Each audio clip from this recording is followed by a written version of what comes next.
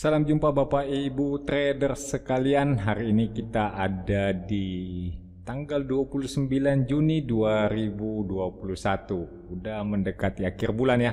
Senang sekali saya Stock Technician bisa kembali hadir. Ya meskipun belum bisa menjanjikan bakalan tiap hari lagi ya, tapi ya kita ambil positifnya aja, ambil hikmahnya. Setelah ada pengumuman lagi ini kayaknya bakalan di lockdown beneran Indonesia, makanya kita punya kesempatan lebih banyak untuk ya berbagi analisa saham. Karena ini edisi pertama, edisi comeback, kali ini saya nggak akan banyak saham yang akan saya bahas. Nanti teman-teman boleh silahkan menuliskan teman-teman punya saham yang ingin dibahas di kolom komentar.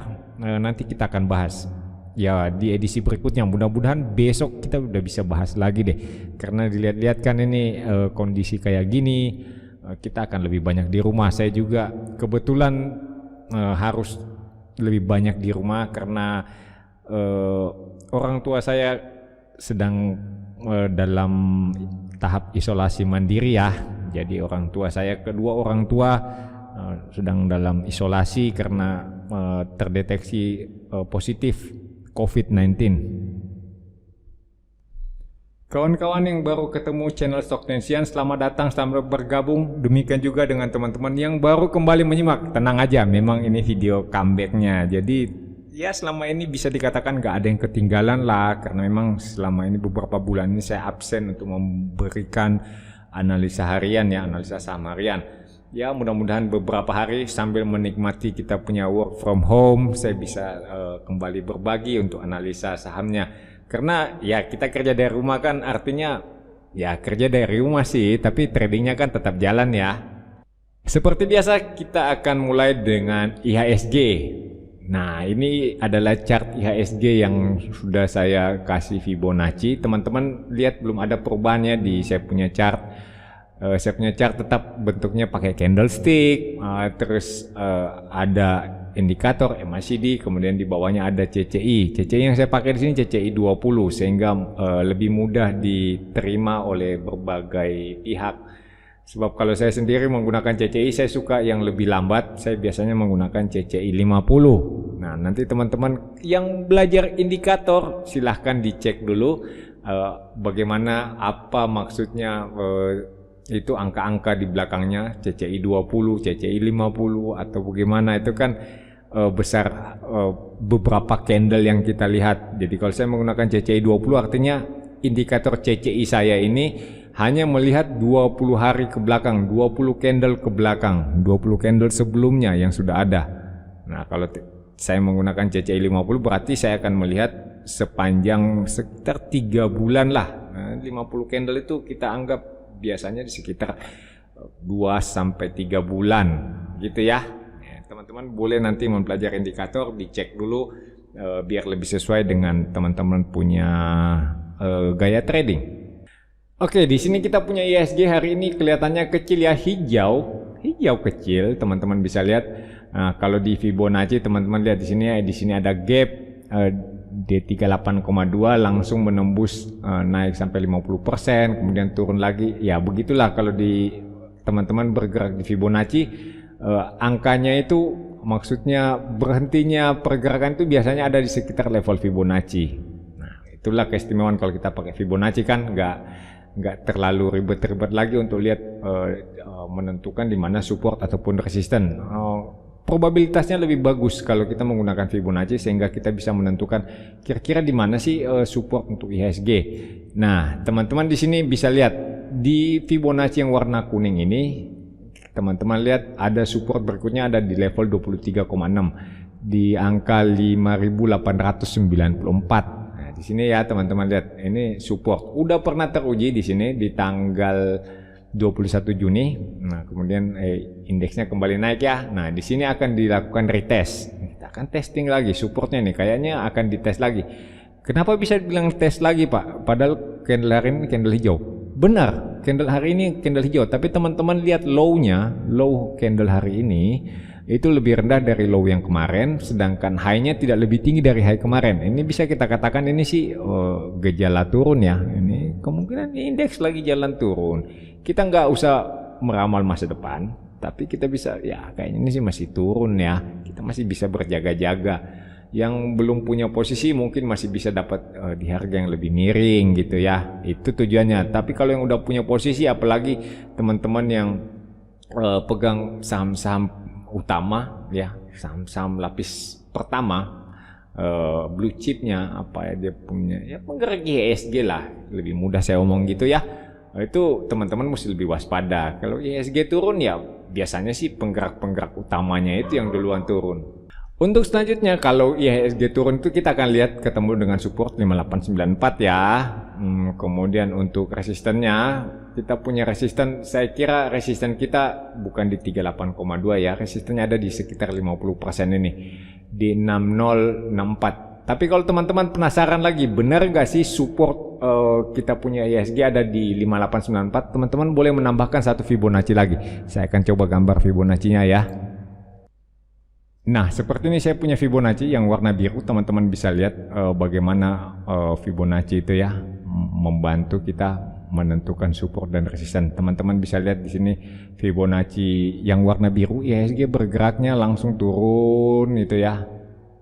Kena level 61,8, kemudian mantul lagi naik. Nggak nyampe nyentuh 0%, kemudian dia turun lagi. Artinya kita masih bisa mengandalkan. Kita punya level 61,8 ini kebetulan agak mepet ya dengan Fibonacci kuning di level 23,6 yang sudah kita bicarakan di sekitar 5894. Ini ya teman-teman bisa cukup mengandalkan, memang level supportnya ada di sekitar situ.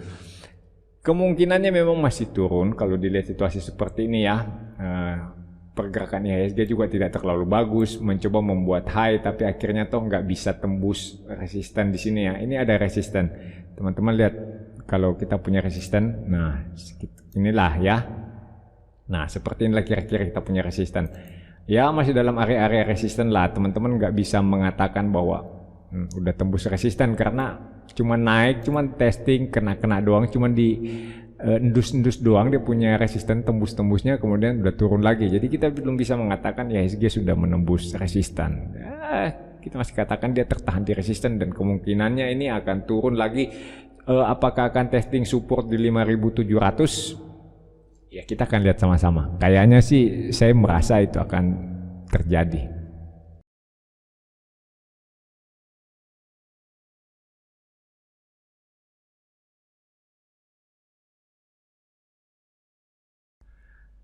Mari kita lihat saham pertama hari ini yaitu saham INDF. Wah, hari ini INDF-nya mantul ya, gede, candlenya gede, volumenya juga lumayan. Enggak gede-gede banget sih, tapi lumayan lebih tinggi dari volume beberapa hari sebelumnya ya. Kelihatannya kayaknya INDF ini udah siap naik lagi. Cuman naiknya seperti biasa lah INDF, teman-teman lihat ya. Kita lihat di sebelah kiri bagaimana INDF kalau candlenya besar tiba-tiba seperti ini, kemudian hari berikutnya ada candle merah tapi tetap naik sih, gitu-gitu ya.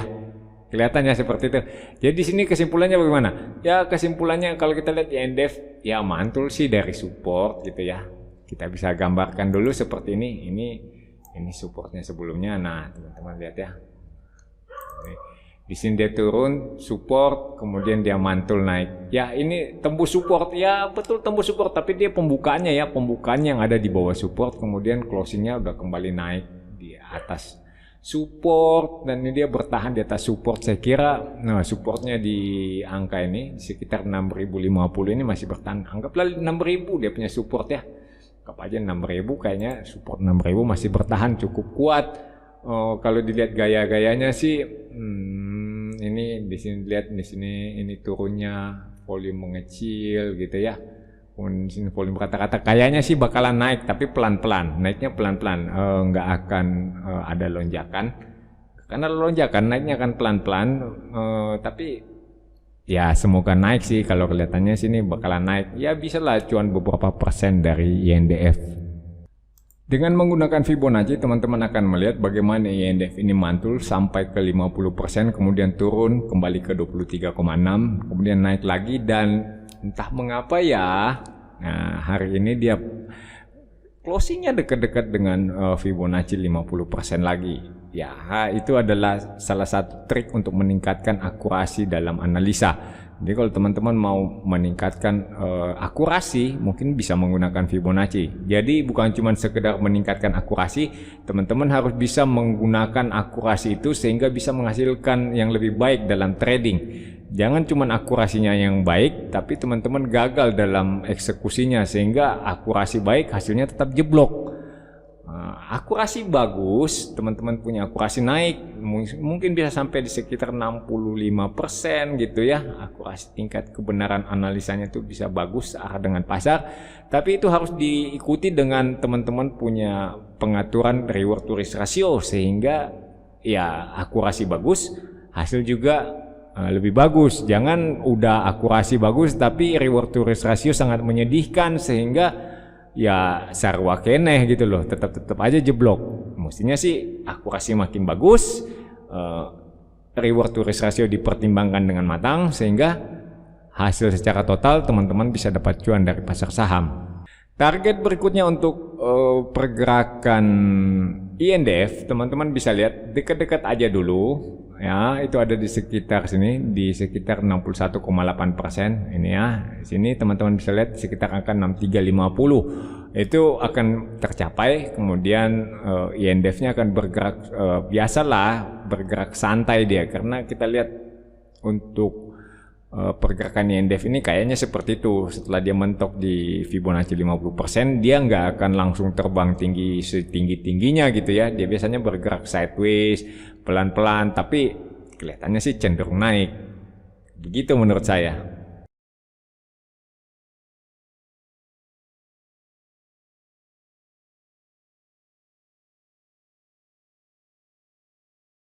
Kita punya saham Cepin. Nah, saham Cepin ini kayaknya baru mantul ya, baru satu candle aja hijau. Nah, kebetulan juga saya nyimak ini ya pergerakan Cepin, satu candle hijau, terus saya udah tiba-tiba bikin Fibonacci. Udah ada Fibonacci-nya, teman-teman bisa lihat Fibonacci warna kuning. Nah, untuk pergerakan dalam Fibonacci minimal targetnya itu ada di sekitar 50%. Tuh, target paling besar probabilitasnya tercapai itu ada di angka 50%, sehingga teman-teman bisa menargetkan sampai ke 6.675 ya, atau 6.700, oke lah. Nah, di sekitar situ ya, di sekitar ini Fibonacci 50%. Itu paling rasional ya, paling realistis, karena probabilitas tercapainya itu paling besar. Cuman ada kalanya kan teman-teman lihat kalau tren turunnya terlalu kuat, dia cuma sampai maksimal di 38,2, terus dia udah jatuh lagi, udah turun lebih dalam. Kalau kita lihat momentumnya juga bagus, saat ini kan kemarin kita lihat CCI-nya ada di 116 ya, 116, hari ini tiba-tiba dia udah ada di angka minus 58. Ini salah satu momentum yang bagus untuk melakukan pembelian. Teman-teman ingat aja, pada saat CCI 20-nya udah mencapai ke angka 100, dia nyebrang naik ke atas 100, crossover 100, nah itu siap-siap untuk jualan. Siap-siap untuk jualan loh, tapi belum tentu sinyal sell. Teman-teman harus melihat begitu dia tembus nilai 100, lihat apakah trennya udah naik atau belum. Dilihat dari MACD, begitu tren udah bergerak naik, saya kira nggak perlu buru-buru jualan. Malah teman-teman kalau bisa nambah supaya bisa dapat cuan lebih gede. Tapi untuk sementara dalam situasi saat ini kita harus mengatakan oke, untuk saat ini kita beli Cepin untuk ikut sampai dengan CCI 20-nya mencapai level 100. Itu kuncinya. Jadi silakan teman-teman pasang CCI 20 di chart. Kalau yang punya TradingView langsung aja pasang CCI supaya lihat begitu Cepin sampai di angka 100, teman-teman udah siap untuk jualan. Nggak akan langsung jatuh, tapi dia itu adalah suatu pertanda supaya adalah suatu sinyal sell supaya teman-teman siap-siap. Begitu dia mulai kelihatan nggak kuat, candlenya mulai merah, volumenya terjadi peningkatan, nah, teman-teman buru-buru jualan deh. Kan udah tahu begitu dia sampai 100 ya, jadi CCI-nya sampai di 100, kemudian lihat sini kemungkinannya itu dia nyampe di sekitar angka 50% ya, 6.700. Nah itu saya kira itu target yang bagus untuk jualan Cepin.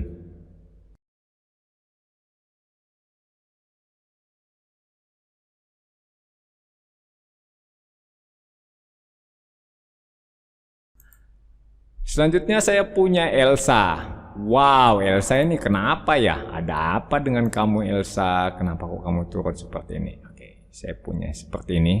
Waduh, maaf ya. Ini karena baru lagi online bikin video jadi agak-agak kagok.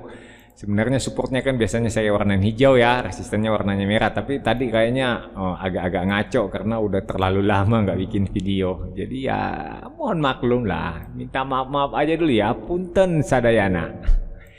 Oke, untuk resistannya kita bisa garis seperti ini. Teman-teman lihat dengan mudahnya saya menentukan support dan resisten. Nggak ada yang terlalu neko-neko. Kalau saya ini, kalau teman-teman mau panjangin juga ke sebelah kiri boleh. Kebetulan di sebelah kiri ini teman-teman lihat di sini ya ada ya cukup banyak pergulatan ini jual beli antara penjual dan pembeli ya, saling tukar menukar pukulan. Nah di sini teman-teman lihat begitu tembus kelihatannya Elsa udah turun. Nah ini kita akan lihat indikator lagi. Teman-teman boleh menggunakan di sini ada indikator MACD dan indikator CCI. Nah CCI-nya lihat, CCI-nya udah ada di bawah minus 100. Ini saatnya untuk menanti momentum. Kalau besok dia turun lagi, tunggu ini diubah dulu ya, ini jadi resisten. Yang warnanya harusnya merah sehingga lebih jelas. Oke. Pada saat Elsa turun lagi, kemudian dia mantul, ada muncul candle hijau pertama di sekitar support area kotak hijau di sekitar 250-an lah ya. 250 sekarang kan ada di 270. Dia di 250-an dia muncul candle hijau. Nah, teman-teman lihat apakah CCI 20-nya ini berbalik arah, udah mulai naik. Nah, lakukan pembelian saat CCI nyebrang dari area minus 100, di bawah minus 100, dia nyebrang ke atas minus 100. Jadi ingat pada saat dia nyebrang dari bawah minus 100, melintasi minus 100 ke atas, artinya dia ada di atas lebih besar dari minus 100. Nah, itu adalah sinyal beli. Teman-teman boleh ikutan beli, kemudian nunggu ikutan naik sampai CCI-nya menyentuh angka 100. Nah, itu adalah saatnya jualan. Mudah bukan? Nah, itu cara-cara trading yang mudah. Saya masih sering menggunakan CCI kok untuk trading. Untuk cari cuan-cuan singkat mah, saya kira sangat-sangat membantu. Ya kan, nggak perlu ribet-ribet, kita tinggal lihat CCI-nya. Kayaknya CCI-nya naik nih. Oke. Untuk Elsa ini saya melihat ada potensi untuk naik lebih tinggi ya. Cuman saya saat ini belum terbaca di chart, tapi kelihatannya ada. Bagaimana syaratnya untuk mencapai harga lebih tinggi? Teman-teman bisa menggunakan yang namanya divergensi pada CCI. Ya misalnya aja nanti CCI-nya kan turun, tapi dia nggak lebih rendah dari sebelumnya. Tinggal teman-teman lihat, ada potensi terjadi divergen karena di sini harga ini, teman-teman lihat ini ada trendline warna putih di CCI, sedangkan di harga itu trennya udah turun ini. Udah terjadi divergen antara harga dan CCI. Mungkin teman-teman akan dapatnya nanti yang di harga itu segini. Sedangkan kita mengharapkan agar CCI segera berbalik arah dalam beberapa candle berikut sehingga kita bisa mendapatkan keuntungan secara singkat dengan menggunakan divergen pada CCI. Saya kira cukup ya untuk hari ini, untuk video comeback-nya. Stock Technician udah kembali lagi. Siap-siap aja. Channel lain yang teman-teman simak biasa ada channelnya Om Yuza ya di Tab Trader 8 atau channelnya Pak Etus di itu apa namanya, equalizer apalah, ekuator apa entahlah, tanyalah dia itu. Tapi ada channelnya satu, channelnya Om Etus di YouTube juga, itu lebih banyak membahas masalah teknikal. Nanti pelan-pelan kita ubah channel Stock Technician itu, selain membahas teknikal kita akan mulai sisipin sedikit dengan psikologi sebagai seorang trader. Tetap di channel Stock Technician karena kita masih banyak program-program lain yang menarik. Salam cuan untuk kita semua.